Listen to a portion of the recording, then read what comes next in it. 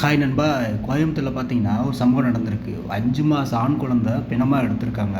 5 மாதமான ஆண் குழந்தை பிணமாக எடுத்திருக்காங்க. இதை போலீஸ்காரங்க கைப்பற்றி விசாரணை நடத்திக்கிட்டு இருக்காங்க. கோணத்தில் எந்தெந்த கோணத்தில் விசாரணை நடத்திக்கிறாங்க தெரியுமா?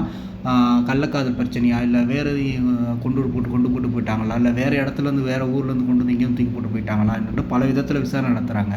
இதுலேருந்து என்ன ஒன்று தெரியுதுன்னு கேட்டிங்கன்னா, மக்களுடைய மனசு இன்னமும் மாறவே இல்லாமல் சில ஆளுகள் இன்னமும் தப்பு பண்ணிட்டு தப்பை மறைக்கிறக்காண்டி பிறந்த குழந்தைகளை கொண்டு போட்டுட்டு இதெல்லாம் நிறையா நடந்துக்கிட்டு இருக்கு. இது யார் செஞ்சால் என்ன செஞ்சான்னு தெரியல. செஞ்சவங்க கண்டிப்பாக ஒரு நாள் மாட்டினாங்கன்னா அவங்களுக்கு சரியான தண்டனை கவர்மெண்ட்டும் வாங்கி கொடுக்கும். அது எந்த மாற்றமும் கிடையாது.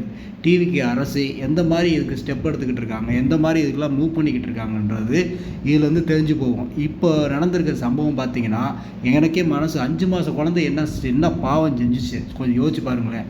ஒரு குழந்தை 5 மாத குழந்தைக்கு என்ன தெரியும்? அதை எதுக்கு நீ பெற்றெடுக்கணும்? எதுக்கு நீ பெற்றெடுத்துட்டு 5 மாதம் வளர்த்துட்டு இந்த மாதிரி பண்ணணும்?